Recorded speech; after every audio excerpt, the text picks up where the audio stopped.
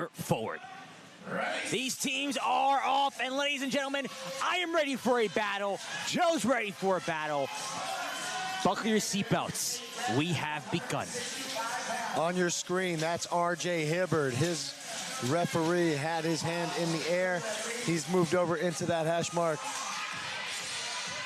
Sharks also 4 reps remaining. They've got about a 2. They're trailing by not at all, to be honest. They actually just pulled ahead. Yeah, just about 2 rep lead for the Sharks right now on Shappy.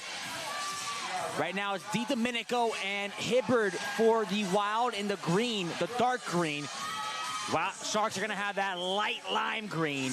And no, these players are not time-lapsed. They are moving at regular speed. That is just how fast they are chipping away at those. And a huge mistake as Shappy left the hash mark, making his teammate have to go back, opening the door for the R.J. Hibbard of the Gainesville Wild. Yep, we're just waiting for the referee's hands to go in the air. 6 reps in quadrant number 3. That barbell for the men, 185 pounds, 125 pounds for the ladies. And for the dumbbells, 40 pounds for the men and 30 for the ladies in quadrant number 2. Sedona Townsend, rocking no shoes, gets the Sharks back into this race as Shappy chipping away at those dumbbell thrusters. I spoke too soon because Townsend's already on them. Yes, these 2 teams not separated by more than just a couple of reps. Now a fault for the Wild. That was not on your screen, but we did catch one.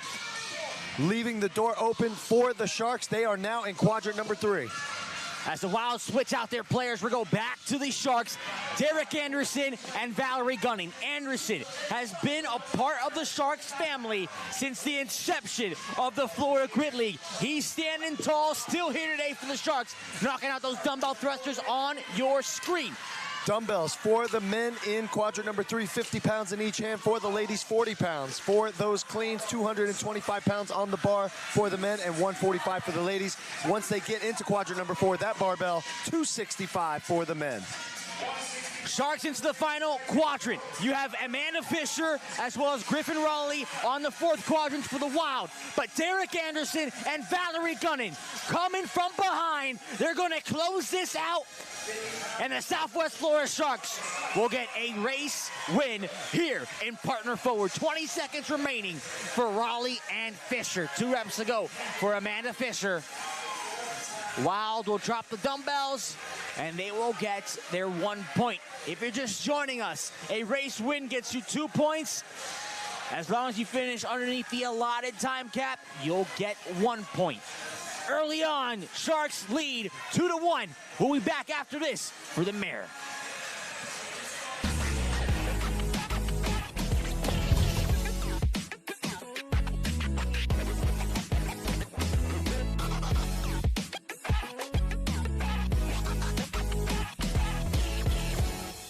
You get so tired, and then you ask yourself why you're doing this. It becomes a relationship, you know? You have another husband, you have a girlfriend, you have like all that. When you prepare to compete in CrossFit, you have to be good at mostly everything. In Grit League, it's not the same, not the same. In Grit League, you just have to prepare for like what you're really good at. You know, we have like 20 people, and every single person has a role. I'm an utility player, so I can do heavy weights, I can do body weight things, I can do some gymnastics, but we also have gymnastics players, we have weightlifting players. Basically, I'm here in the United States because of Grit League.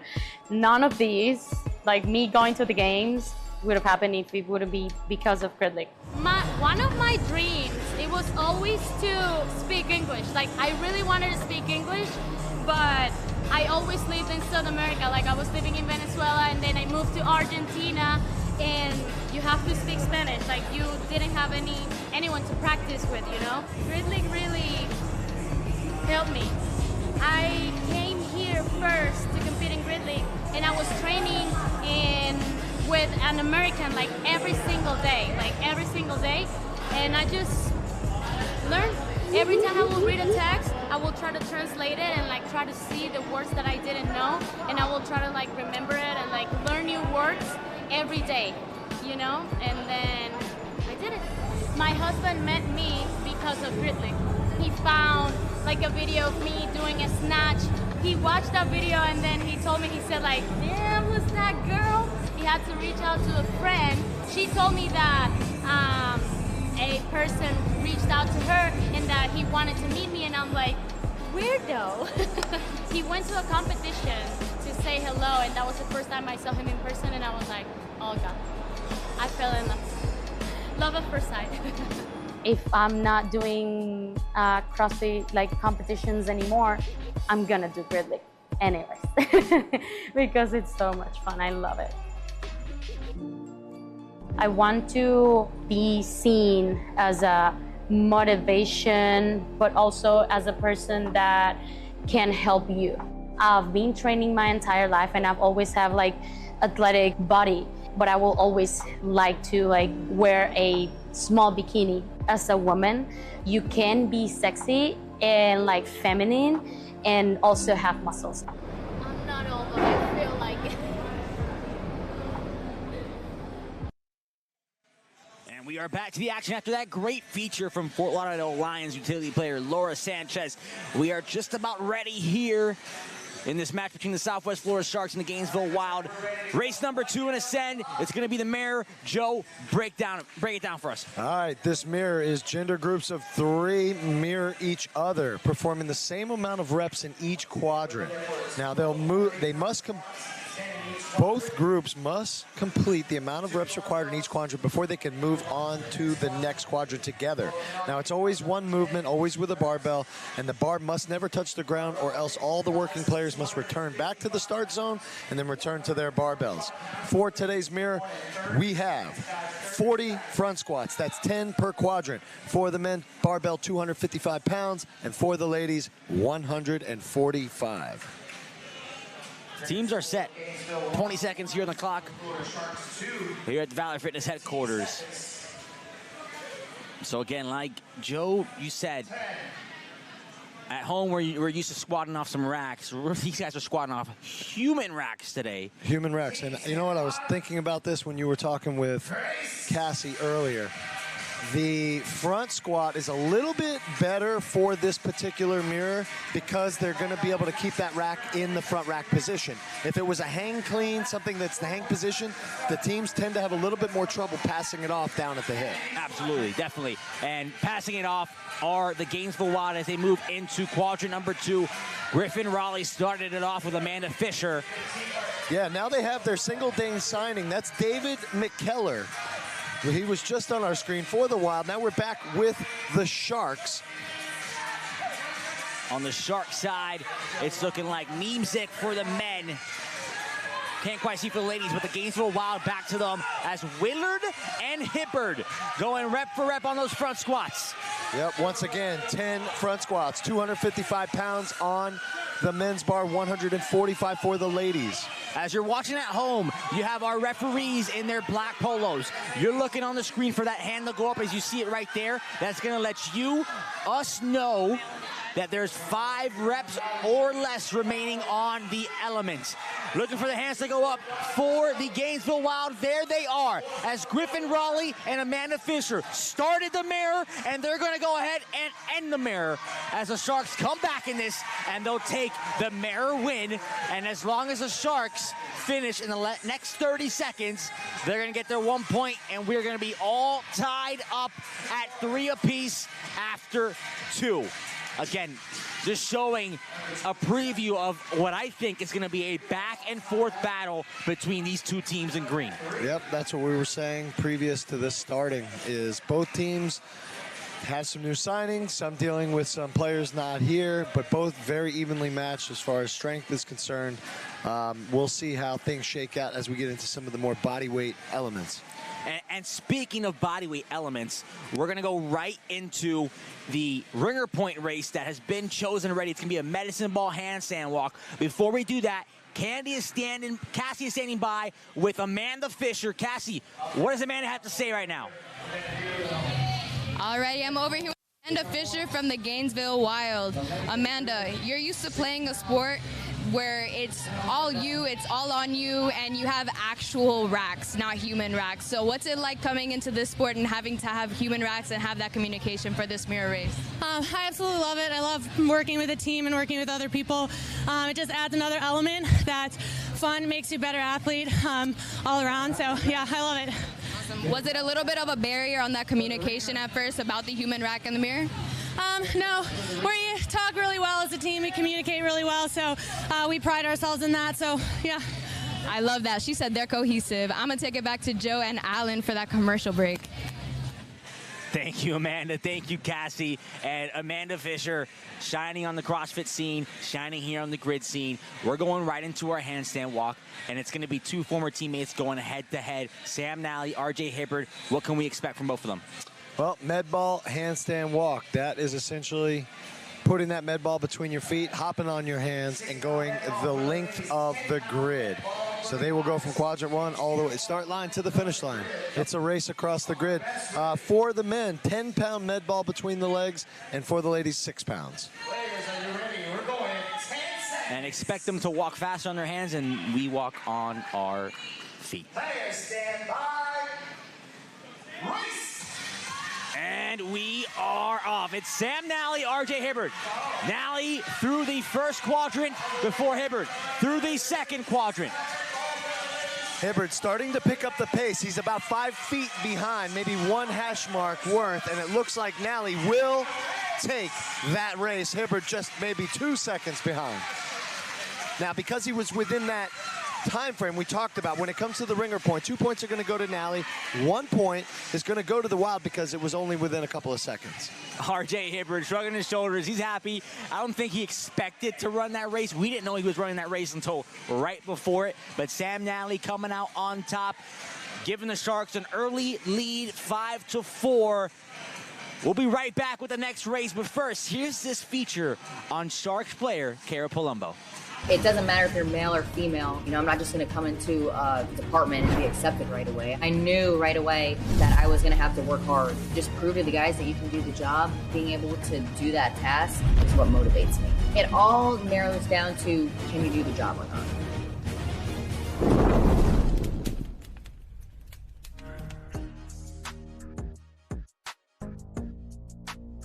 This is my room, guys. Welcome to my crib. Don't do my dirty laundry on the floor. My name is Cara Palumbo. I am a bodyweight specialist for the Southwest Florida Sharks. I work for South Trail Fire Department, and I am a paramedic firefighter, and I've been doing that for just shy of 4 years. So this is the inside of our home of Station 63. This wall right here is dedicated to the Surfside collapse that happened back in 2021. My captain Robinson, was actually there. My grandparents pretty much inspired me to be a firefighter. I remember as a little kid going to their house, and they would have the portable radio on top of their refrigerator, and once in a while they would get a call and they'd have to leave real quick. They were telling me about all these cool calls they were going on and how cool it was to be a firefighter. I'm like, I can do that. These are all different calls or training events that we've all been a part of. Here's our station mascot. Captain's room is over here. He's hard at work. Hey guys. Hey. There are obstacles, you know, if you're strong enough, if you can hang with the guys. About 5% of career firefighters are women. Kind of got to get the respect of the people in the department. A second gym in here.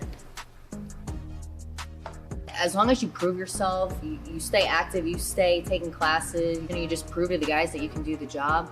They accept you as your family, as your sister. Go get him, Cara. Yeah.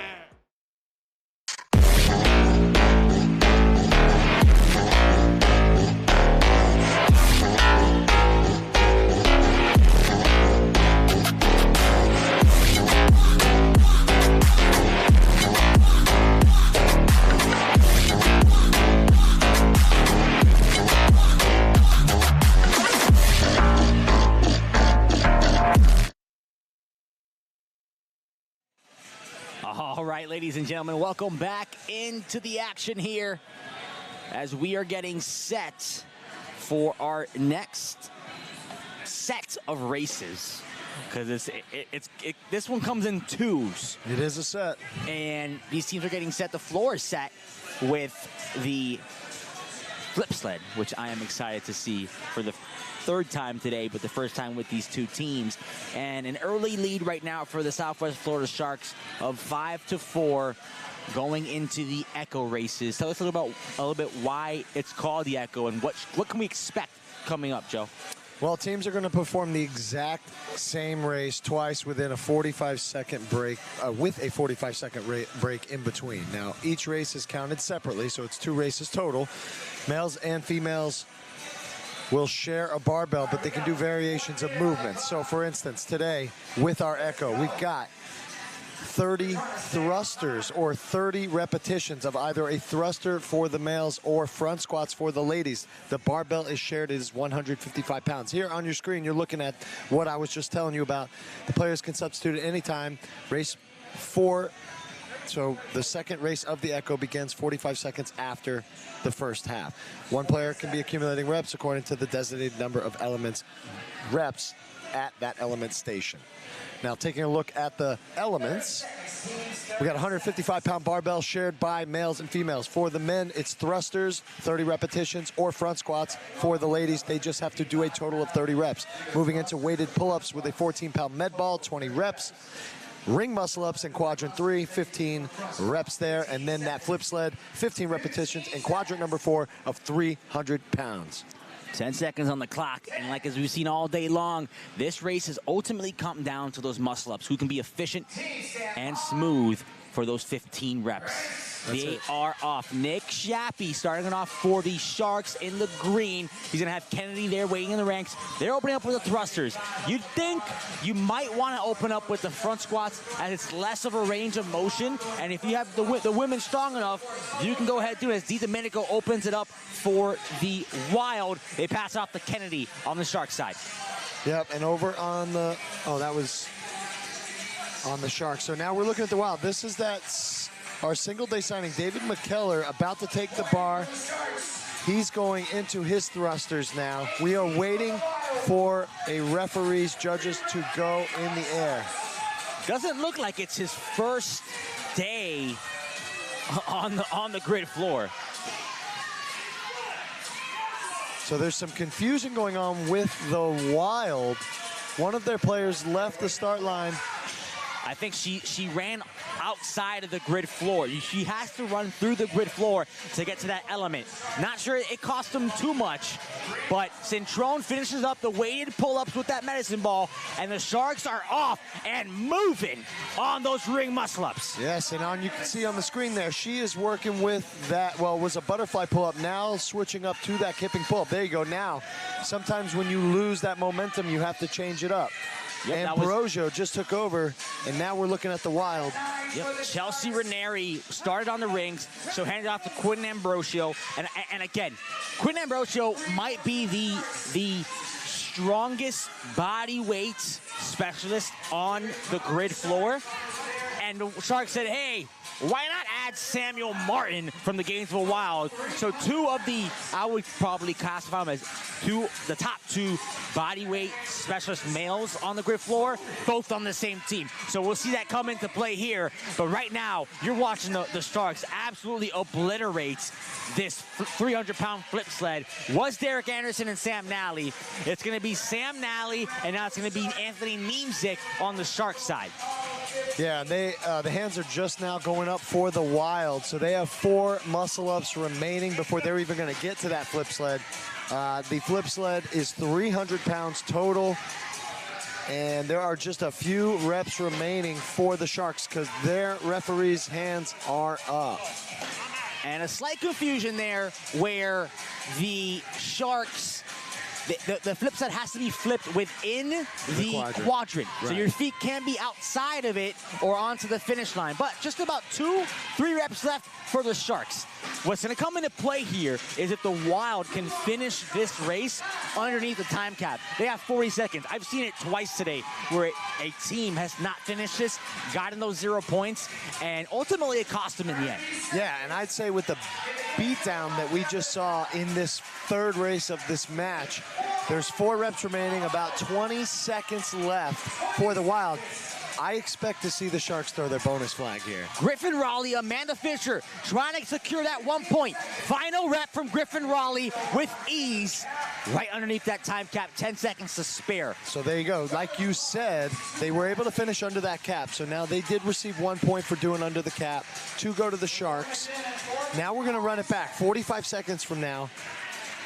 As if I'm the coach, I'm seeing, and look, now we're seeing Nick Habish, his hands in the air, bonus flag goes. You couldn't have called it better at a better moment, Joe. I mean, he just saw how easy they took that echo. Yep. Why not? Why not do it now? Why wait till the end? And you may not need it. Put yourself ahead right now with that bonus flag. Right. So Absolutely. explain how the bonus flag works. Bonus flag, it will add 1 additional point to whoever takes this next race. So this is the second half of the Echo. In 10 seconds, they're going to kick off exactly what they just did. This time, 3 points going to the winner. 1 point if the other team can still finish under the cap. And now that the Sharks have thrown it, they no longer have bonus flag. It's 1 bonus flag per team, per match. Wild looking to play spoiler here. They're going to start off with a different female, and that's going to be Deanna McRavoy. Right. Along with Nick Shappy opening up again for the Sharks. Yeah, and he's very fast with hip thrusters. So I think that is what helped them get out ahead initially. And then, of course, as we mentioned, Quentin Ambrosia, when he gets on those rings, wrapping it up for the muscle-ups and getting them over to that sled. So McRavoy hands it over to David McKellar, who's going to knock it out like he did in the second round. A different female coming onto the pull-up rig here for the weighted pull-ups. But Cintrone, again, did them in the first Echo. He's going to do them again. It's not the pull-up that's difficult. It's having to focus on that medicine ball in between those legs the entire time. Yeah, and if you notice, if you can see them, you can see that they chalk that ball a little bit. They try to chalk in between the legs. We see some players cross their feet. Some cannot. It depends on length of limbs, of course. That's Meg Adams in the background there for the Wild. She's part of a husband and wife team that is on the Wild. Justin Adams not with us today. Cintrone again finished it up.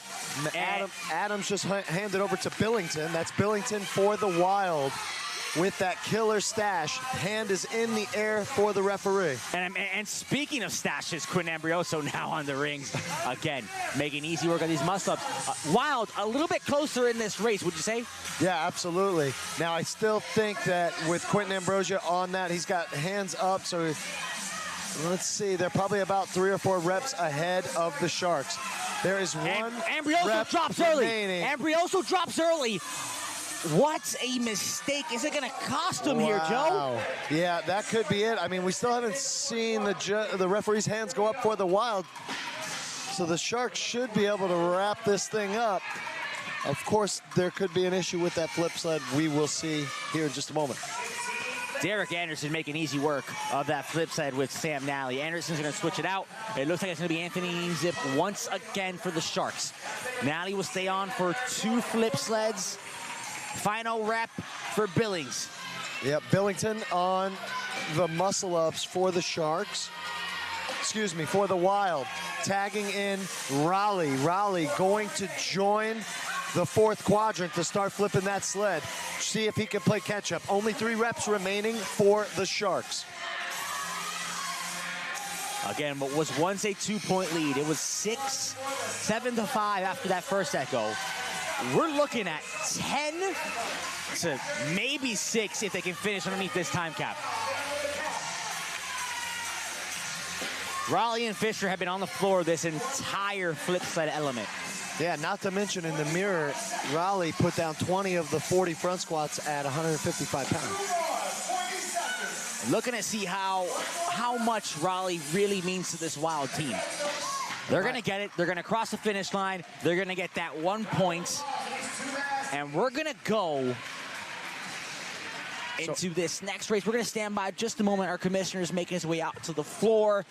I believe he's going to check something with our head referees before we go anywhere. And while they're doing that, yes, as you said, there was a small lead. Actually, it was 3-3 heading into the first Echo. They then took, the Sharks took the first, they took the second, they threw the flag, so they're going to get some extra points. But we'll come right back. We'll go over what the score is and talk about our ladder. Grid Wars! Yeah, baby!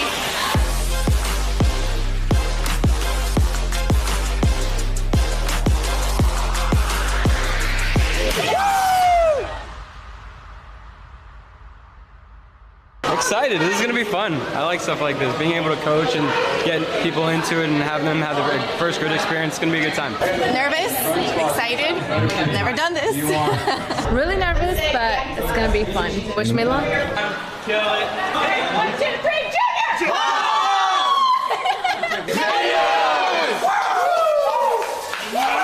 That was the spark we needed. It's electric in the air, baby. Now we can do the mini grid.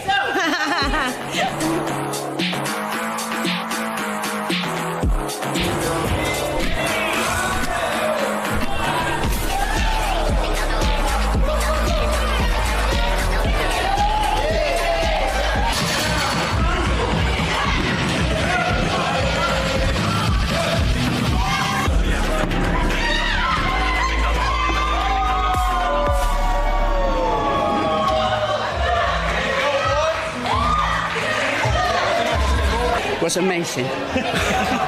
The race was so funny. All comes down to this, Mike. Let's go. I think we're going to be all right. And once we win this one, we win the whole thing. No, back away. That's ship over here! Fuck you! Pretty much gonna do the whole thing, and then I'm gonna run across and win.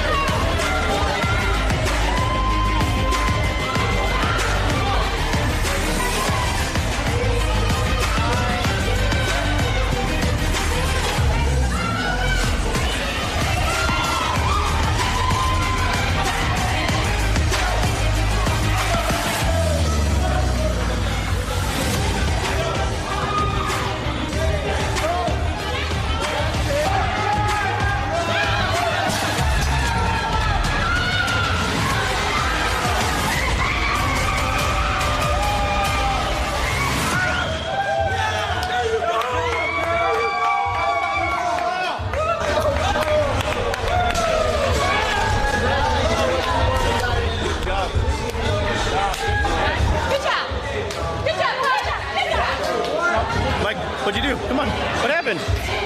I'm just kidding, Maya. I love you. 6 a.m. 6 a.m. Forever the best. She beat me. Champ. Champ. Champ.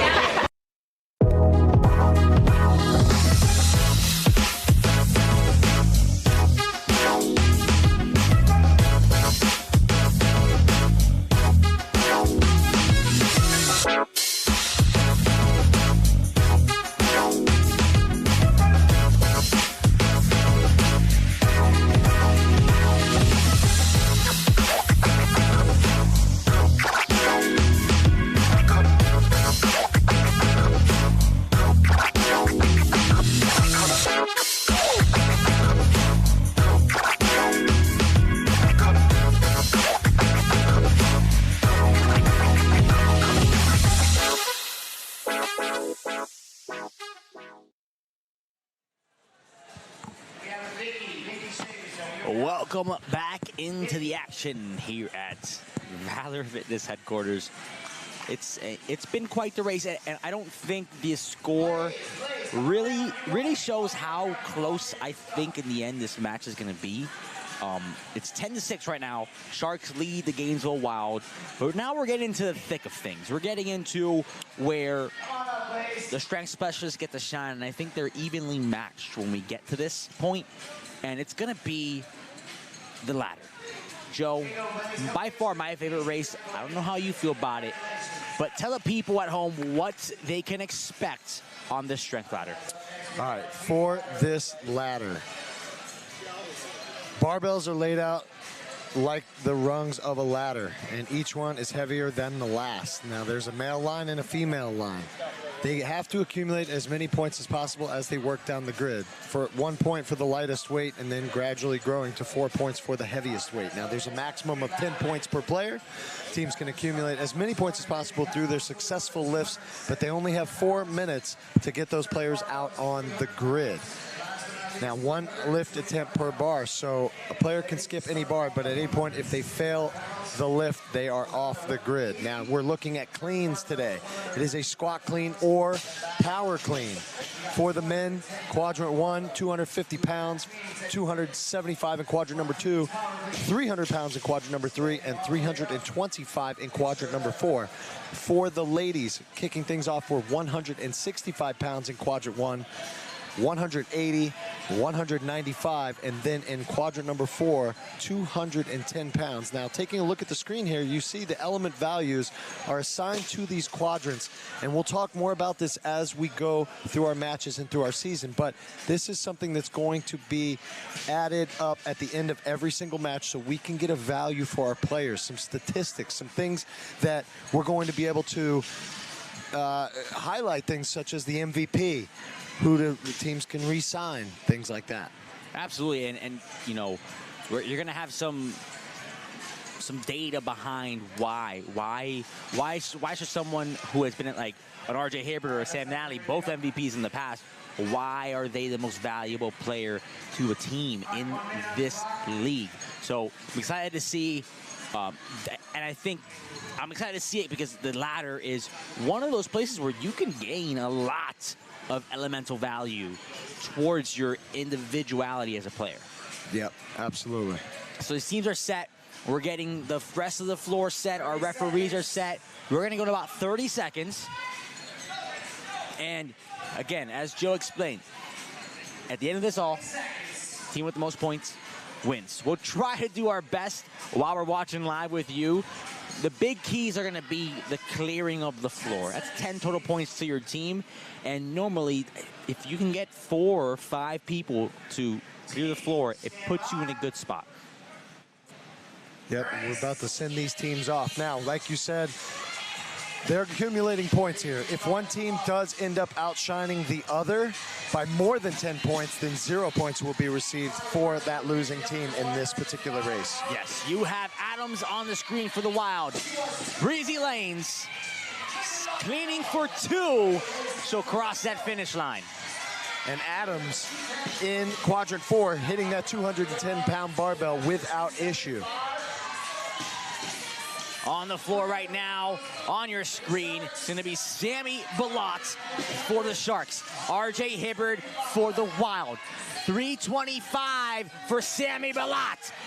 RJ Hibbert, power clean 300. Now, squat cleaning with ease, 325 pounds. So we have 2 players so far for the Sharks cleared it. Did Adams clear it for the Wild? Yes, Adams cleared for the Wild. RJ Hibbert did. Now, the gentleman who was out just a moment ago for the Sharks, he skipped quadrant number 1, went right to 2, 3, and 4. Now, that could be a strategy. They may have plans for later. Once again, they only got 4 minutes to send their players across the grid. McGillivray for the Sharks clears the flatter. Same on the side for the Sharks. Excuse me, McGillivray for the Wild. And now we're looking at the Wild. This is Long in quadrant number 3. That barbell, 300 pounds. He stands it up without issue. We go to Anthony Niemczyk for the Sharks, 325, power clean. Talk about getting under the bar. He was very quick. Long was able to get under the bar, couldn't quite stand it up. He will not get those 4 points. Here's Amanda Fischer and Sam Nally. Yep, we're looking at Sam Nally on our screen for the Sharks, quadrant 3, not a problem. She will take a stop at 4. Fischer for the Wild, also standing up the bar in quadrant 4, and Nally as well. Single day signing, David McKellar through 1. Derek Anderson, he ain't no single day signing. He's been here since day 1 for the Sharks. He's through 2. McKellar on your screen. McKellar, 300. After the way he stood that up, I expect him to hit this 325. McKellar, Anderson, 3, 2, 5. Both stand it up. literally stuck at the bottom of that hole and was able to get himself out of it without any bouncing momentum whatsoever. Our ladies now on the floor. Number 12 for, that's Carla Willard. Willard in quadrant 3. She's under it, and it's up. Willard stands it up. Heading over to the Sharks, that's Shappy in quadrant 1. Just one of the stronger players on the Shark. We will expect him to probably go for all 4 of these barbells. I think Griffin Raleigh is trying not only to be the strongest, but the fastest through this ladder right now. Yeah, and he may literally have just done the fastest in grid history clearing of all 4 bars. Coming up on 30 seconds as Nick Shappy stands it up. DiDomenico for the Gainesville Wild. Yeah, you have Sedona Townsend on the Shark side. DiDomenico through 3 quadrants. She's gonna skip number 4. Townsend onto number 3. Billington now out on the floor for the Wild in quadrant 3. Oh, now we're looking at Billington. Yep, quadrant number 2. He's got that barbell up. That's 275. Opting to try barbell number 3. He won't be able to stand it up. Now, if he could have gotten that up before the time, it would have counted. He did not need to clear the grid, but he did need to stand it up, which he did not. Both Townsend and Billington couldn't quite get their final barbells up. We're gonna tally up the scores. We're gonna get you a ladder winner coming up next after this message. We are Relax and Get Results. Josh and Daniel here. We've been with the Grid League since about 5 years now, and we love being part of the team, taking care of the team. Their well-being means a lot to us, so we're always in the sideline, making sure they're okay. You know, we specialize in everything that has to do with sports, massage, sports recovery, stretching. So what we do is basically help them maximize their potential and help them prevent injury as well. And the recovery aspect, we speed up the recovery time, help athletes regain range of motion that they've lost due to injury or overuse, overtraining. Pretty much just keeping people as healthy as possible is what our goal is. Yeah, especially with Greet, you know, it's very intense and it's very fast. So when we improve their mobility, their flexibility, they're obviously going to perform at a higher level. So with them, that's mainly our main concern, is to get them flexible so they're faster at everything they do.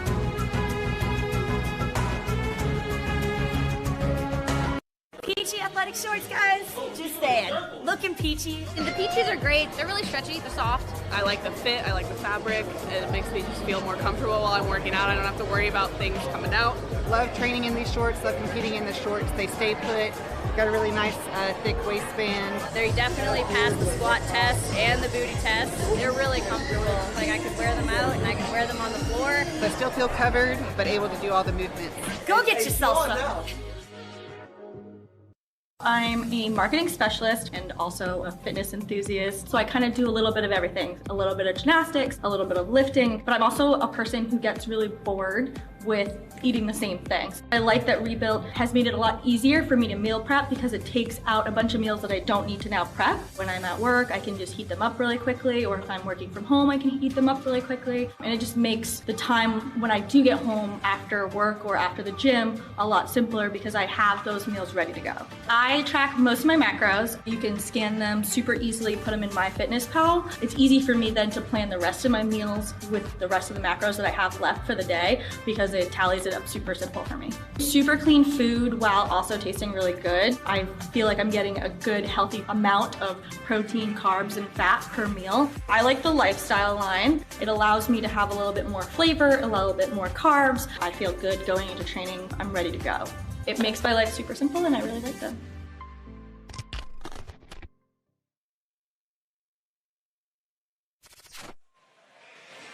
Welcome on back to the action. We tallied it up quickly for you guys. Sharks win the ladder 86-80. They're gonna get 2 points for that last race. Wild will get 1. It's gonna be 12-7. And head coach Dan for the Gainesville Wild is putting out all the stops right now.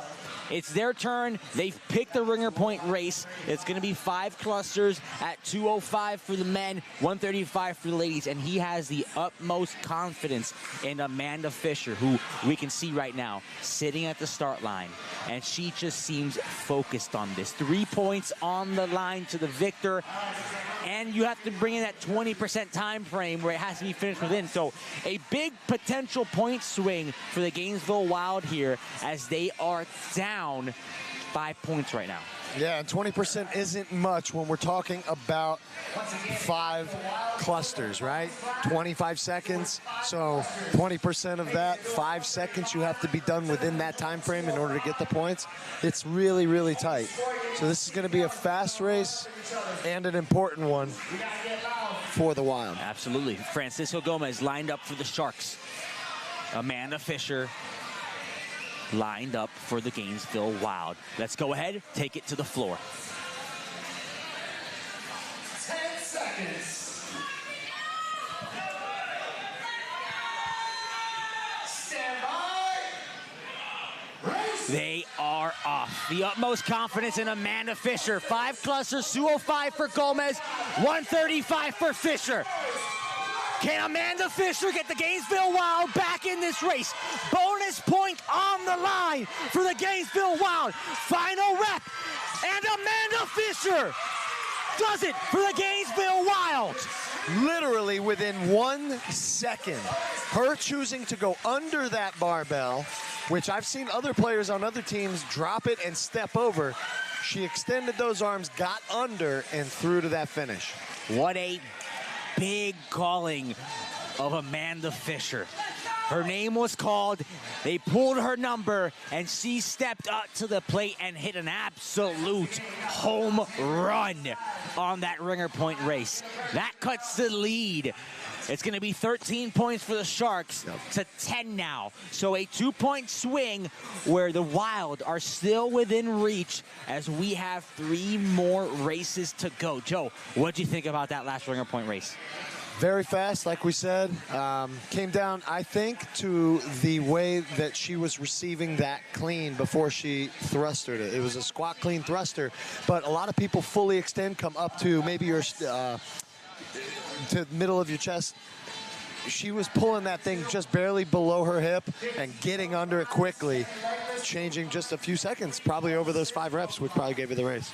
Absolutely. Ascending the Wild into a 3-point deficit. Cassie is with that ringer point race winner in Amanda Fischer. Cassie, how's Amanda feeling? All right, I'm here with Amanda Fischer once again. She just won that ringer point race against Francisco Gomez of the Southwest Florida Sharks. What was going through your head during that ringer point race? I just had to do everything I could to do it for my team. Coach asked if he should throw the flag, and I said, do it.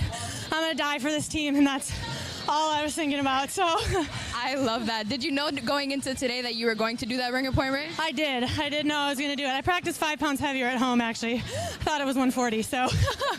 Well, there you have the secret code from Amanda Fischer. Thank you so much and great job on that one. Thank you. Back to Joe and Alan at the table. What a race ran by Amanda Fischer. She's going to recover. She's got Jack and Jill coming up next. We'll get to that race. We'll break it down for you after this message from Riverbend.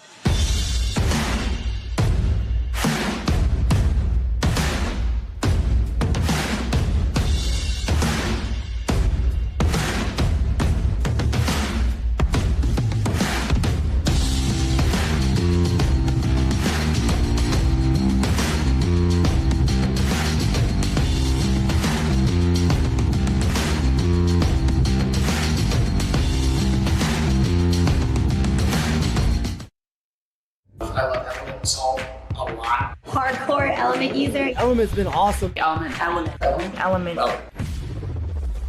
I've been using Element basically every day. I love it. I was, back to working out and wanted to make sure that I stayed hydrated because that's so important for your supply. It was a game changer for me because all through high school and college, I would always cramp. This generally comes from that mineral imbalance. Having Element T, in my training bag keeps me hydrated. It's phenomenal.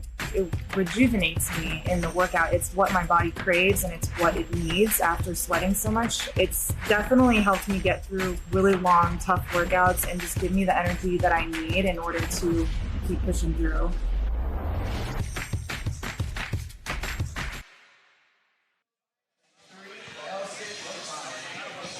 Back to the action we go. Jack and Jill, which this race Ascend was named after. Joe, break down how these teams will be ascending up these ropes. All right, well, we have 3 stations of body weight elements. 1 male, 1 female work together to complete this race. Now, there's 3 movements, all body weight based. We're looking at 15 rope climbs to a 15-foot target, 10 legless rope climbs to a 15-foot target, and 3 L-sit rope climbs in quadrant number 4. So 10 seconds on that clock. And again, we saw this race. We just saw it with the previous 2 teams from the South. And now a race that 2 teams already today have capped out and not gotten a single point. Could be big here. I don't think we're going to see it from the Sharks. I'm curious to see what the Wild have. We saw them struggle a little bit when they got some muscle-ups, but it's a different ball game when you got the ropes in play. Yeah, and as we mentioned, I mean, they are missing Justin Adams, who is a strong piece of their bodyweight specialists. So, like you said, it'll probably come down to the legless rope climbs. Some of the other teams that we saw in other matches were choosing to substitute every other rope climb, maybe saving their grip, like we said, for later on in the sprint relay. So it's hard to tell. You know, there's just a lot of rope climbs in this particular race. It may seem slow at this point, ladies and gentlemen, but believe me, it's about to get faster. When they make it their way over to the 10 legless and the 3 L-sit, this race moves. So these teams, again, yes, you're not trying to waste everything you got on these rope climbs because the legless and the L-sit take so much out of you. Yeah, and some teams, like you're watching Griffin Raleigh, he uses his feet here and there. Some teams don't, even with the regular rope climbs, because then you're trying to fight to find the rope with your feet, which is just a waste of time. Absolutely. And there is no time to waste here. Hand is up for the Wild. Hand is also up for Breezy Lanes and the Sharks on your screen right now. Looks like we have 3 to go for Ambrioso and the Sharks. 4 to go for Fischer and the Wild. 3 to go now. It's RJ Hibbert. No, Fischer will go right back up. Amanda Fischer making her name for Rookie of the Year. Maybe even MVP on the Gainesville Wild. Yep, and they've both got 1 rep remaining for the Wild. The Sharks are now done. They're heading into their legless rope climbs. Just because they're ahead does not mean that they're going to take this race just yet. Billington on the rope for the Wild. 1 rep behind. 1 or 2 reps behind. I couldn't quite see if Shappy did 2 rope climbs there in the time frame.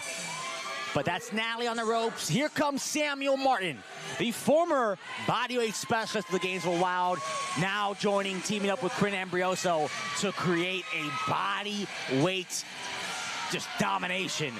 And on the far side of your screen, he's absolutely flying. He did 3 rope climbs in maybe 12 seconds, 13 seconds there.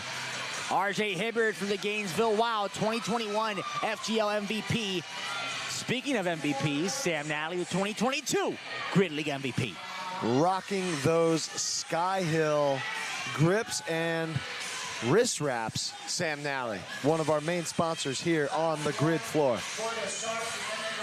Long on the rope for the Sharks, for the Wild. On the ropes for the Sharks is Quinn Ambrioso, making easy work of the L-sit. He is 1 through. No good. He has to come back down. Nick Habish, little upset. They have to keep their feet above and touch the top of the rig. So something happened. Oh, so Ambrioso touched the rope. You can't touch the rope. You must touch the actual outrigger off the Valor Fitness that it's rig. wrapped around. Exactly. Gotcha. Billington, he's 1 through. This opens up a door right here. Ambrioso has already wasted a rep. And now you have Kennedy. Can Kennedy complete this rep? Or is it going to be a wasted repetition? It's coming down to this final repetition here. Oh my goodness, she was halfway up. Billington now getting closer. Kennedy needs to get up there. Can Kennedy do it? Kennedy! Kennedy does it! Billington brought the Wild back into this race. A wasted rep by Ambrioso could have costed them this race. But Kennedy, with an amazing showing, on the side of the Sharks. Jody Kennedy playing a huge role in that race win by Southwest Florida to make it a 4-point lead. We're coming back to the final 3 races after this message from Innovate. You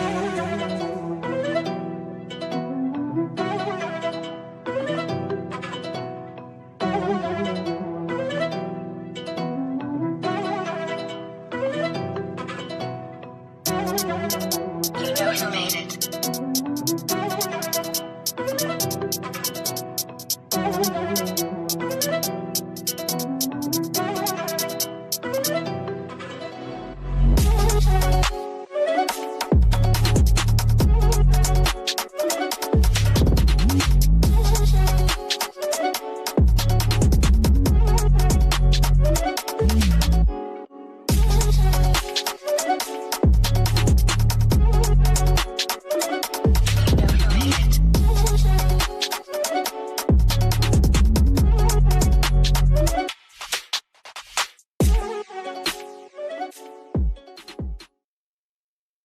Big goal of mine is to share my story, to inspire others.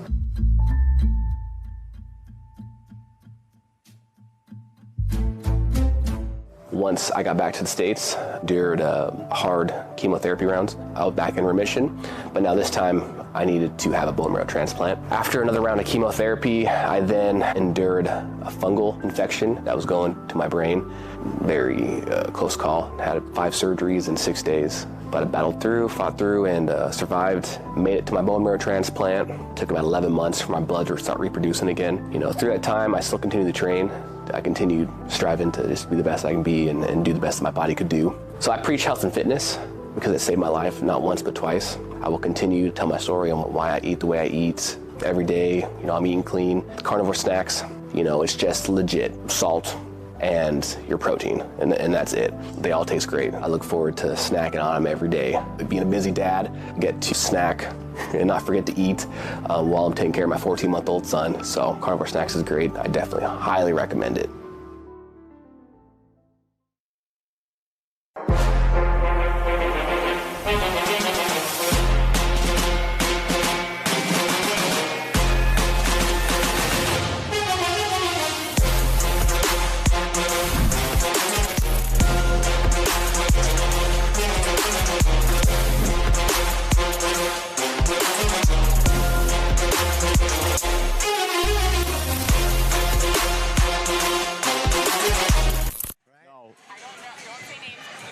Yep.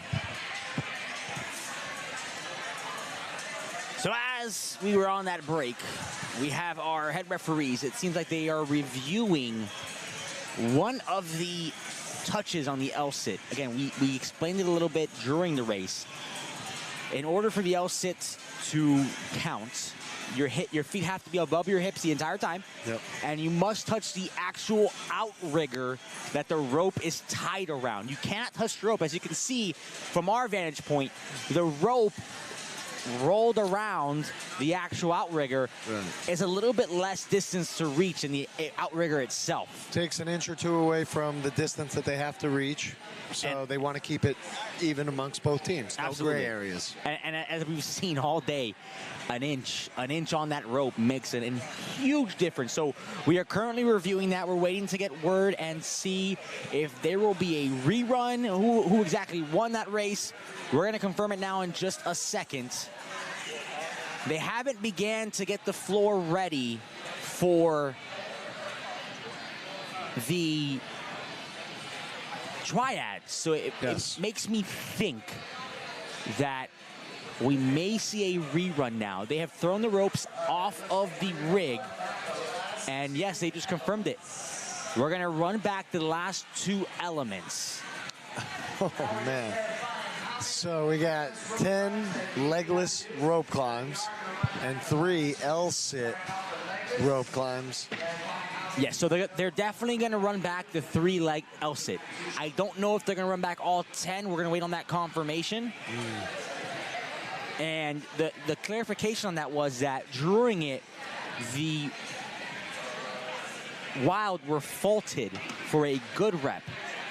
and you saw how close that race ended, right? Had they not been faulted for that good rep, a lot could have changed. We can't say for certain, but again, in here we try to keep the integrity at the forefront. And when we see something that needs to be corrected, we're going to go ahead and correct it. And I think it's a great way to rerun, where you're not just rerunning the L-sits, you're rerunning the legless as well. So you give the teams ample opportunity to go ahead and get back into this race and see who won it. I think it's the fairest way of handling it. Yeah, absolutely. I mean, just sending them straight into the L-sit, we know that maybe one team might be a little more dominant, but let's bring them back to where the grip comes into play a little bit. No legs. Both teams still pretty strong when it comes to these rope climbs. It was very close, like you said, but this is an up-and-coming sport. We don't want any gray areas, so that's why we're doing this. You got to run it back. You got to keep it fair. Hey, I mean, this is free action for the viewers at home, free action for us. I'm not complaining whatsoever. I'm excited to see what kind of strategy will come into play here, and if any drama will unfold. I mean, we saw the drama in that last race. Quinn Ambrioso, they were well ahead of the Sharks, and he ended up touching the rope and coming back down and just wasn't able to get that going.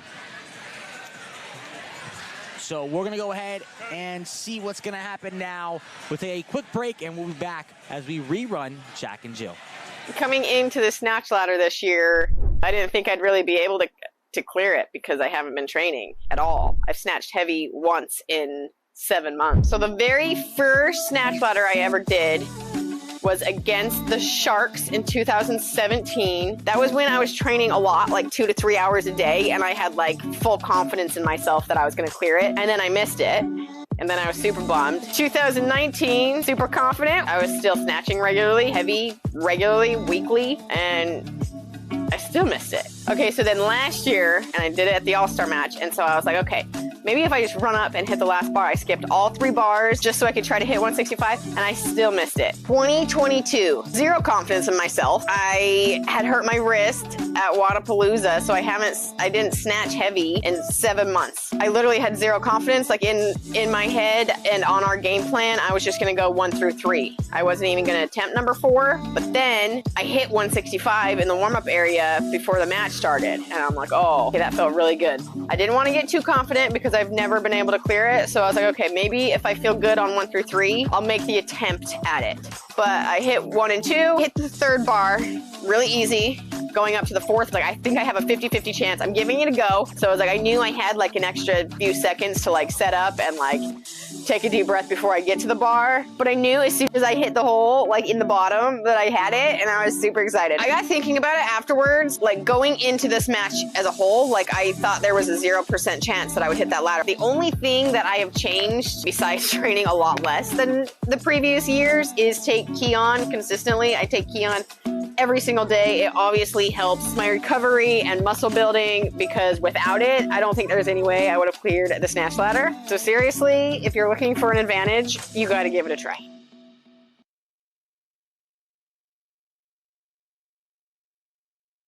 With older timers in the past, we constantly found ourselves having to change our programming to fit with what the timer was able to do. We constantly found our coaches having to watch a clock instead of watching their athletes work. My name is Mike Macbeth, owner of Requisite Fitness in Philadelphia. I was first exposed to the Gymnastics timer through the Grid League, running various interval lengths of races, asking different time domains required something more than just simply an up counter. Even though I was exposed to it years ago, I didn't adopt it right away. I thought it was one more thing that would make things more complicated. Turns out the Gymnastics timer in the app has a really short learning curve. I can't even say that the Gymnastics timer has simplified my day. Because of the way we use it, I experience just so much more ease during the week, knowing that the entire week is taken care of. We set up the timers the week before. We sit down, take a look at the programming, and build out the entire week so our coaches have nothing to do besides open up the app, click and go. Running a group fitness model without the Gymnastics timer is a non-negotiable.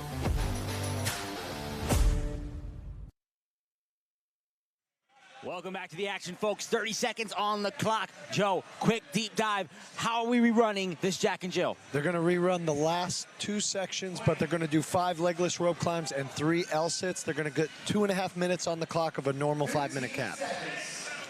I think we go into this, if the Sharks run this cleanly and don't waste an L-sit as they did last, I think they're going to take this. But again, it's the fair thing to do here as far as rerunning this due to that missed call. And at the very end, that third legless rope climb was down to Billington was right up on the Sharks. So I don't know if they use the same players, they may have some issues. Samuel Martin, just an absolute machine. 3 rope climbs in. Sharks have 2 more to go. That's Sam Nally. She's through 1. Final 2 for the Wild. Here comes Sammy Ballot. He's done. And the other Billington for the Wild. Quinn Ambrioso to start off. Griffin Raleigh to opening it up for the Wild. Interesting scene here. I don't know if Billington just wasted it all on those first few reps. 1 down for the Sharks. Raleigh is done. Raleigh's gonna go right back up there. Just amazing to see. Raleigh lifting heavy weights, moving fast, and then climbing this rope on the L-sit. Such a big guy, but so agile. Raleigh through 2. Final rep for Ambrioso. Final rep for Fischer and the Wild. Yeah, and Fischer was no rep. Her feet are dropping below her hip crease. She cannot keep her legs up. She's too shot. Raleigh doesn't have the gas in the tank. Sharks are able to finish. There's still just over a minute left. So the Wild are going to tag in. They're going to send Billington out. They just need 1 rep, but that 1 point could mean everything later on in this match. Absolutely. Billington, smooth as butter. Makes you wonder if maybe they should have sent him out for this rerun. It makes you wonder why. And maybe they second guess themselves, but hey, you never know. They reran the race, same result as earlier. It's okay. It's the right thing to do. So we're gonna go into this with Sharks 15, Wild will be at 11. Yeah, so there's a 4-point differential. We have 3 races left in this match, the female triad, the male, and then of course the sprint relay. We'll get into those 3 final races after this great feature on Sharks coach Nick Habish. My name is Sydney Witter, and I am a part of the Tampa Bay Brigade, out of Tampa, obviously. I grew up swimming, and running was probably like the biggest sport that I did. As a family, we were very active. We went camping a lot during the summers. We mountain biked as a family. We just constantly were trying to do things outside all the time. That I think allowed me to continue my growth in being competitive and working out and being fit as I got older. My brother was always better than me in sports growing up, 1 year younger than me, so we've always been really close. About 1 year into swimming, my brother actually also joined swimming, and he ended up being a lot better than me, and it always bothered me a lot growing up. I was never the fittest one. I've always been kind of just in that average range. I've never been the worst, I've never been the best, just kind of settled right in the middle. So that was a little frustrating, but believe it or not, I don't really consider myself a competitive person. I love working out with people, and I love when people push me, but I don't feel like everything is competitive. It's more of I get to do this, and it's for fun, and I'm having a great time, and as long as I'm happy, that's all that matters. In 2018, Jess Kresman was on a Wodapalooza team with me. We found her through the grapevine of people. At the time, I was living in Michigan. She was awesome. She was great, crazy self. We talked about grid a lot, and she was telling me how she loved me to be on the grid team. When I had the opportunity presented to me to come to Florida for chiropractic school, Jess messaged me and was like, hey, now that you're in Florida, you know, what do you think about grid, blah, blah, blah. So from there, I joined the team, and so far it's been nothing but benefit. It was kind of zoning in on, okay, what are you good at? But what are you really good at? And that made me feel even better about myself. You know, every team has the opportunity to put a guy or a girl out there. It's just what they decide and who they decide to put out there. Usually you don't see that. It's usually a girl and a girl going at the same time, or a guy and a guy going at the same time. It makes it really fun in my opinion, especially because growing up, having a younger brother who was only just a little bit younger than me, constantly competing against things, I didn't always get to beat him at everything. So it has given me that opportunity to go against guys again and beat them and things. That part is really, really cool, and I look forward to that every year. Welcome back to the action, folks.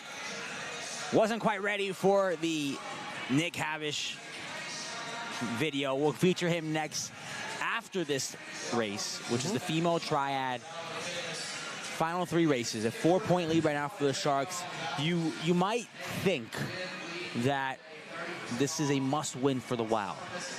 What do the Wild and the Shark ladies have in store for them next?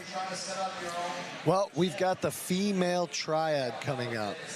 You're taking a look at the graphics here on the screen. It consists of 5 elements, 3 stations of each working at the same time. Now, this is gender specific, as I mentioned, so we have the ladies coming out first. 5 movements. It's a mix of barbell and body weight.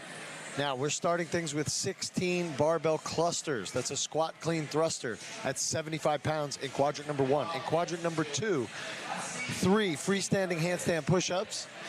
Moving on to 16 burpee over the box with a 24-inch box. And then in quadrant number 4, dumbbell shoulder to overhead, 9 repetitions for each of those 3 stations, 50 pounds in each hand for those ladies. And then all 3 ladies will do a 60-foot handstand walk, starting at quadrant number 3, heading back to the start line, and then they will sprint to the finish for hopefully a victory dance. As you view the floor and as you view this race, as you tune in, think of each element, each barbell, each box, each set of dumbbells as a station. The repetitions at that station must be completed at the station. So you're gonna see some females do their set of 16 barbell clusters and then go do 5 more at another one. Unfortunately, they can't do the 16 and 5 at the same barbell. They're gonna have to make the transition over to that next barbell, which is how the triad works. Communication, teamwork, cohesiveness, all coming into play in this next race. I've even seen teams send out players while they're doing exchanges. So we have the barbell clusters, then they're going into the freestanding handstand push-ups. Sometimes you'll see a player go to the first station, knock out 3 handstand push-ups while they're substituting a player that may be used later for the burpees. So there's some players on these teams that can knock out all 9 handstand push-ups, all 3 sections, while they bring other players on. It's all strategy, it's all teamwork. That's what Grid's all about. Absolutely. These ladies are set, they are ready to go. They got 20 seconds on the clock. As the ladies are set, barbells are set, opening up again. 3 barbells, 16 repetitions in each station. Yep, 75 pounds on the barbell for the ladies. It's gonna be Kennedy, Nally, and Townsend for the Sharks. Yeah, for the Wild, we got Fischer out there, Billington, and it's McGrillivray. McGrillivray, correct. So right now, 16 barbell squat clean thrusters, 75 pounds. We're waiting for referee's hands to go in the air. We got a few, all 3 for the Sharks, and now all 3 for the Wild. It looks like the Sharks sending 1 player, same for Adams here. All 3 Shark ladies first to that 3rd quadrant. Yeah, and for those handstand push-ups, the freestanding handstand push-up, they must be just basically show lockout with everything stacked, shoulders, hips, and ankles. Ranieri, Nally, and Gunning on the floor for the Sharks, performing those burpees over the box. As Billington is done with her freestanding handstand push-ups. We've got Adams. Yeah, it's Adams, Fischer, and can't see that third player. I believe it's Domenico on the Wild side, left side of your screen, right side of your screen. Ranieri is through. Here comes Kennedy. Nally will stay on the floor. Gunning will go to the floor. Oh, Gunning has 1 more rep. Those ladies can start in quadrant number 4. And that's exactly what's happening. On the right side of the screen, you got 2 ladies for the Sharks. They've begun while they go ahead and substitute the 3rd station. Hand is in the air for one of their referees. They have a total of 9 dumbbell shoulder to overhead. Those are 50-pound dumbbells in each of the hands for the ladies. It was Townsend that originally switched out off the box jump overs to Gunning, Kennedy, and Nally. Kennedy's gonna go down. She's gonna switch out for Ranieri. as Nally and Gunning begin their handstand walks. They're walking from 4 all the way down to the start, sprinting to the finish. Yeah, that's a total of 60 feet. Once they get to that start, as you mentioned, then they sprint to the finish. They cannot get to the finish until all of their partners have finished that handstand walk, similar to any other station. Fischer is done for the Wild. Adams is done for the Wild. 5 reps to go as Wolfort is going to switch out. Yeah, Fischer's going to take for the Wild. She'll finish those last 5 shouldered overhead, it seems. Then Billington and Adams look like they're going to be ready to start their handstand walks, while I think Fischer shakes it out a little bit. Fischer's going to stay on the floor. Meanwhile, the Southwest Florida Sharks cross the finish line. We've got minute 25 on the clock, plenty of time for the Wild to get their 1 point, but the Sharks will lead, adding another 2 points to their team total. And the Sharks, a force to be reckoned with this year, might have put this match out of reach for the Wild. So Adams is the last player for the Wild. She hasn't kicked up in quadrant number 1. Fischer's still plenty through. of time. Yep, got about a minute. So as long as she doesn't fall here, she just needs to get those hands past the line. There, she's good. They're going to all run back. Okay. So Nick Habish, once again, likes to get a little involved. He's very emotional. It's a good thing. It's a good quality for a coach or a team manager. Want to try to control that. There can be consequences, but he had a question in regards to them coming down. Yeah, right? It's the fire inside. He's been part of the grid since its inception. He's led this team since its inception. He is hungry for a championship, and he finally might have a team that can do it. Yeah. This team is stacked to the point where he can make this happen. And just the fire coming out, but again, good sportsmanship, goes over, clears things up with coaches and players. Absolutely. On the Wild side. And we have Cassie back out on the floor. Cassie, who are you talking to on the Shark side? Actually, we're going to hang for just a minute. She's waiting for one of the Sharks to come over. Now that we've touched on what happened just here with the female triad, we have the male triad that will be coming up after that. We'll see if the Sharks can continue to dominate in the triad. They did when it came to females. Next will be the men. Yeah, absolutely. As we get set, male triad coming up next. Same elements. Little bit heavier for the males coming up. A little bit higher boxes. A little bit taller, yep. So we're going to go ahead. We're going to take a quick break. We're going to now watch that feature on Nick Habish. The fire inside, where that fire comes from. Right here, right now. We'll be back with another triad after this feature.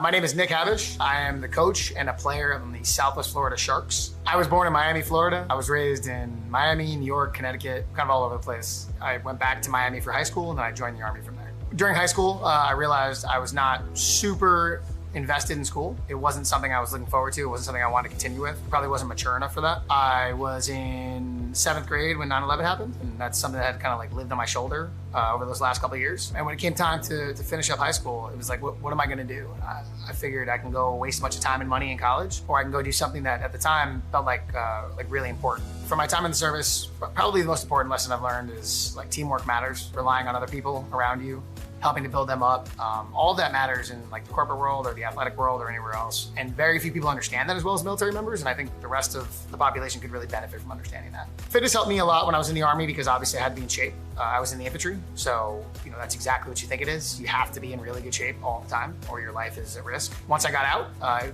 Fitness has been really good for my mental health. It's kept me centered, it's kept me engaged, it's kept me motivated. It also helps me have like a shared bond with other people. If I could give anyone any advice, especially if they were like getting out of the military or they're in any other kind of like fraternal organization, like first responder job, I would say definitely get involved in fitness. Get involved in like recreational, like group fitness.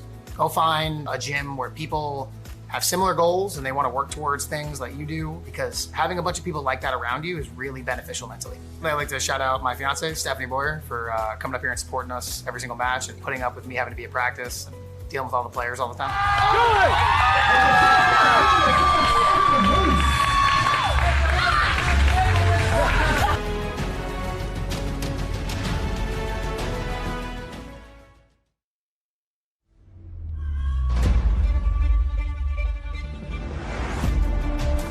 I was actually starting to make videos towards the end of high school to try to go to college for gymnastics, and I ended up having shoulder surgery. I tore my labrum, and that was it for gymnastics. A friend got me into CrossFit, and then when I heard about Grid, the original one, I did everything I could to try to be part of the league. I use a lot of grips, and these are just my favorite pair that I've ever touched. With the way these are just sewn on and with that padding, it's a whole new dimension in terms of grips for CrossFit. And when you lock onto that bar like you're supposed to with these things, they just lock you in.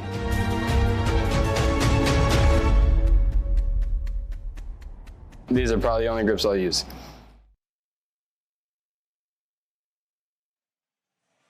Welcoming you back to the action here at Valor Fitness headquarters right outside beautiful St. Pete. 2 races to go. The males' turn to take on the triad. Same elements, but what do the males have in store for them, Joe? Well, same deal. Coming out in quadrant number 1, they've got 16 barbell clusters at 115 pounds. Those 3 freestanding handstand push-ups, 16 burpees over the box at a 30-inch box, 9 dumbbell shoulder overhead at 70 pounds a hand, and then that 60-foot handstand walk all the way back to the start line before that sprint to the finish. Teams are set. The men are lined up. Raleigh, Long, and Hibbard on the screen for the Wild. Yep, so once again, 16 barbell clusters, 115 pounds for each of these 3 stations. That's going to be Niemczyk, Gomez, and Martin on your screen currently for the Southwest Florida Sharks. And a false start off the start line.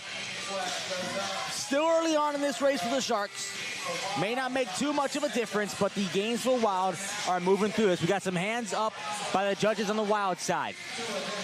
This, as always, comes down to communication, the communication breakdown, substitutions, knowing when the right time is. Are you going too slow on a particular movement or element? Should you swap out? Gottschall on the floor for the Wild, as well as Billington, and I believe that is Hibbard on the freestanding handstand push-ups. 3 down. Sam Martin is done. Ambrioso, he is done. Here comes Gomez. Ambrioso, Martin, and Gomez on the boxes. It's going to be Billington, Long. Who we got here for, though? It's Gottschall. Gottschall for the Wild. On your screen, though, it's going to be Southwest Florida Sharks. And Sam Martin, Quinn Ambrioso, and Francisco Gomez. As Gomez, as they slip up on that box. You see the score on the bottom of your screen. A 5-point lead right now for the Southwest Florida Sharks. Looking to pull away before that sprint relay. Hands are up on both sides for both of these teams. Sharks, I thought they had about a 1 or 2 rep lead, but there's been some confusion, I think, on the amount of repetitions that were done for the first player that entered into those stations. He did 1 rep at each of the boxes as he worked his way to the 3rd station. Did he burpee, though? Yes. He did? Okay. So I saw Nick Habish's hands go in the air. I think he was a little upset about the counting. So we'll see what happens there. Yeah. RJ Hibbard on the screen just chipping away at those shoulder to overhead. And now all 3 players for the Wild on their 60-foot handstand walk in unison. Long, Raleigh, and Hibbard knocking out that handstand walk as Niemczyk, Gomez looking to finish up the shoulder to overhead. 2 minutes on the clock, plenty of time. The men will come down the grid floor for the Gainesville Wild. They're going to take the win. They're going to take the 2 points. Now the Wild the Wild took that one. The Sharks have 5 reps remaining on the shoulder to overhead, and then 3 guys need to go 60 feet on their hands in the next 90 seconds. Still points to be had on the board. Now we have to remember, we were talking point differential. Palms for the South, they were able to lock up their opportunity in the Southern Conference Championship. The North, they don't know how things are going to shake out yet. They still have matches to be completed on September 16th in Orlando, so every point counts here today. Absolutely. Absolutely, and we see that coming into play with the Breakers and the Palms from earlier in the Southern Conference. Yeah, exactly. Sam Ballard on the floor now. He was limping on there, but he was limping. He ain't limping now on his hands. You don't need your feet to walk on your hands, that is for sure. And there's no med ball to be held here. Okay, all 3 players wrapping up. They've got 45 seconds, so they will finish under that cap, as we mentioned, receiving 1 point for the male triad for getting under the cap, 2 points going to the Wild for winning that race. Again, the Wild are a good team. They got to figure a few things out, but they will be a force to be reckoned with coming week number 3 in the North. I'm excited to see it. I'm excited to see the sprint relay, which we're going to get to right after this message from the American Grid Trials. If you thought about joining a grid team, this is for you. Grid League is a high-speed, high-adrenaline, exciting team sport that showcases a wide range of athletic types, from heavyweight strength specialists to light and speedy bodyweight specialists, and everything in between, including well-rounded utility players. Can't explain the experience with my words, because you have to be here to really experience what it is. Grid League is a true team sport in every sense. It brings back the feeling of team camaraderie in a new and powerful way. As never before have men and women been showcased together in a true large team sport like this. It's the team sport experience elevated in an incredible and powerful way. Showcase your hard work on the big stage, earn sponsorship deals, receive official Grid League gear and products, and battle it out with your team for that championship prize. Your chance to earn the right to sign to a Grid League team happens once a year in the American Grid Trials. This online combine features several tests focused on a wide range of skill sets, and each with a prize. Only perform the tests you feel best exhibit your abilities, and there is no overall score. For the first time ever, prospective players can reserve their spot in the American Grid Trials far in advance. At the lowest price it will be offered all year, just $16, you can sign up for the trials. Plus, receive a bonus package at sign up that includes 150 grid training workouts from all 3 positions, including progressions for high-skill grid lead movements, an e-book that explains the Grid League race rule basics you'll need to know, access to our online training portal for our staff and referees to learn details about Grid League rules, an exclusive discount for prospective players to all remaining Grid League events in 2023, a Grid League sponsor coupon book worth hundreds in savings for the latest and best products in the fitness space. This is over $120 value for just $16. But more importantly, you'll be taking that first step to seeing your daily hard work shine on the grid and feeling the excitement of celebrating victory with your team. Don't wait, as the price will increase each month until the trials kick off in 2024. Take advantage of the best deal you can get right now and make the commitment to yourself. See you on the grid. Head to thefgl.com/play or the link in the caption below to get started. My name is Lacy Boyd. I am a utility player for the Orlando Aces. I tore my ACL during one of the grid races called the Mirror. It was 10 hang power clean, but on the 8th or 9th rep, I felt like a pop in my knee, and I was like, well, that's not good. But I just kept going and didn't really think anything of it because I've never been injured before. The video that she showed seemed like a very minor injury. However, she tore her ACL. She tore her meniscus. She had a displaced bucket handle tear, which is a serious issue. As a former CrossFitter and a former athlete and a sports-trained orthopedic surgeon, that's an important part of what I do as a sports medicine physician. Is I look at the athlete's specific sport, the movements that are involved, and we tailor the rehab to get people back to their particular sport. If you get injured, take the time your body needs to recover. Be very patient with yourself, both physically and emotionally. It's really like, you kind of feel like you're alone when it happens initially, because like none of your other friends or family are feeling the way that you do. You feel like not helpless, but in a sense you feel like you lost your independence at the time. But just listen to yourself, listen to your doctor, and it's just a minor setback to fling you forward. It's all going to end up better than what you expected.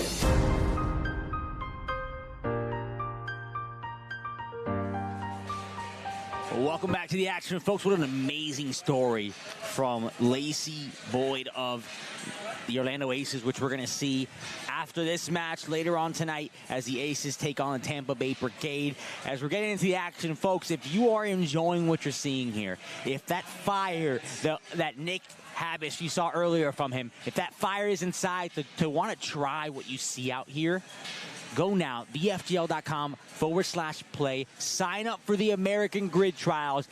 Get your shot. Who knows? You might even end up on a team next year and be on the floor. We'll be talking to you on these live streams.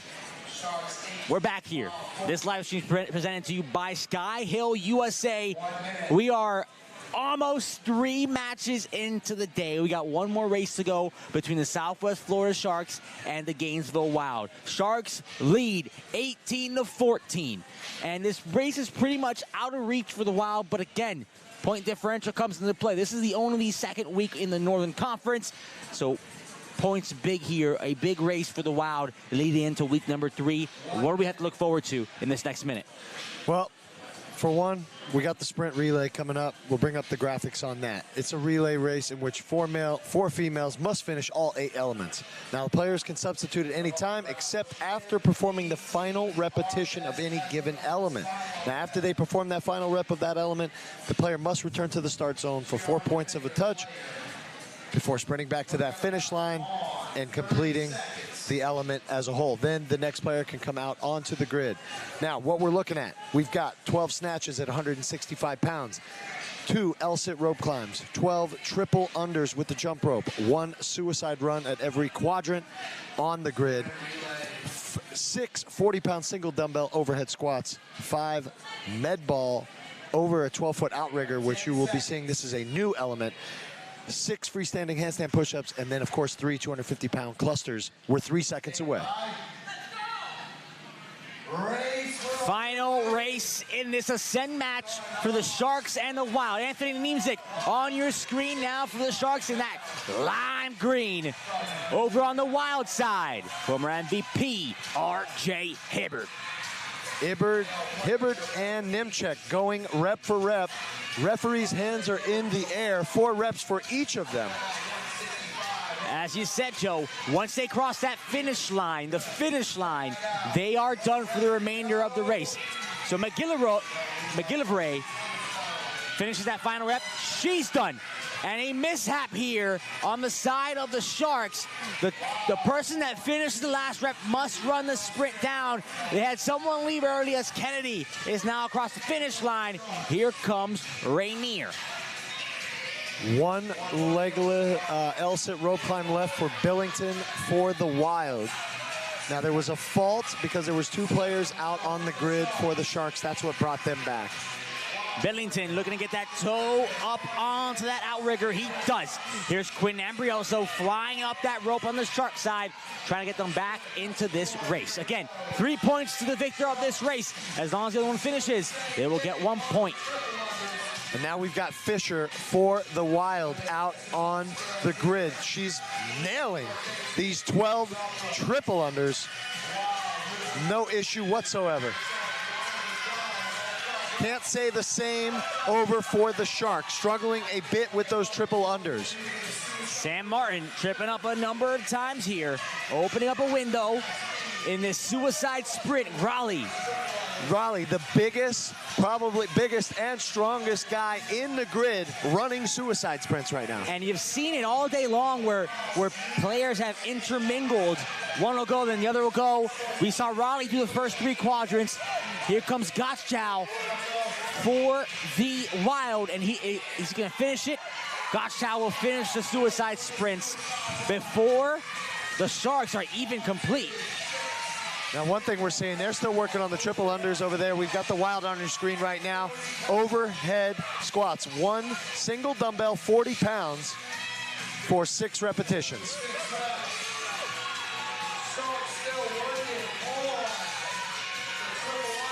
And now the Sharks are finally done with their triple under, so they're going to head out, start working on their suicide sprints. A number of mistakes, miscommunications between the Sharks and their coaching staff right now. Not sure what's going on. They're breaking apart here. Again, not in that necessity to win this race, but again, points come into play. It's 2 spots in the playoffs, and every single North team coming into this all tied up at 1-0. Yeah, and that's Sam Nally sprinting across your screen on the right-hand side. Patrick Long is through the medicine ball over the outrigger. 2 elements remaining for the Wild. And for the Wild, those freestanding handstand push-ups. 6 freestanding handstand push-ups in quadrant number 3. Billington is done with those. Sprinting back. Who better to finish off the 4th and final quadrant, the final element for the Gainesville Wild. He may be a rookie on the grid floor. He's not a rookie in professional fitness. Griffin Raleigh. Longtime football player turned CrossFitter, now grid leaguer. Was part of the American Grid League in its inception, and now his first year with the Florida Grid League. As he does Griffin Raleigh will cross the finish line. The Gainesville Wild will take the sprint relay. They're going to take their 3 points, and as long as the Sharks can finish underneath this 1 minute, they're going to have a 2-point victory, gain 2 points in point differential. If they don't finish, it'll be a 1-point victory. Yeah, and they've got 40 seconds, so hopefully this player, Nimchek, can go touch and go for his, oh yeah, that weight looks super light to him. Should be all right. 2 reps down, 1 to go on this final element. Final rep for Nimchek. And I spoke too soon. 20 seconds on the clock. He's got 20 seconds to get that barbell overhead, get back to the start, 4 points of contact, and sprint through the finish. Can't quite get it. That's going to do it for the sprint relay. Nick Habish shuts him down, and it's going to be a 1-point victory. The Sharks will take this match by a final score of 18-17. They'll be the first Northern Conference team to go 2-0, heading